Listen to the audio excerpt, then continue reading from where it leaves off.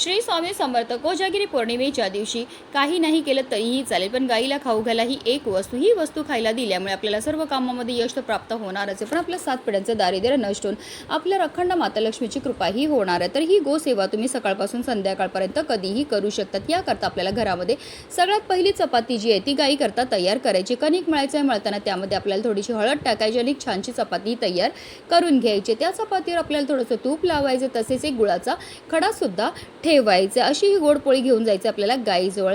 आता गाय जर तुमच्या घरी असेल तर घरच्या घरी ही गोसेवा करा, की एखाद्या गोठ्यात गोशालेमध्ये किंवा वाटेत कुठेही तुम्हाला गाय ही भेटणार आहे। गाईजवळ गेल्यावर सर्वप्रथम तिची आरती करून घ्यायची आहे, तिच्या पायावर पाणी अर्पण करायचं आणि त्यानंतर आपल्या हातातनं गाईला अशी ही गोड चपाती खायला द्यायची, की अगदी तुम्ही हिरवा चारा सुद्धा खायला देऊ शकता। त्यानंतर आपल्याला गायीभोवती 11 प्रदक्षिणा मारायच्या। प्रदक्षिणा मारताना निरंतर आपल्याला ओम नमो भगवते वासुदेवाय नमः या मंत्राचा जप करायचा आणि आपली इच्छा व्यक्त करायची आहे।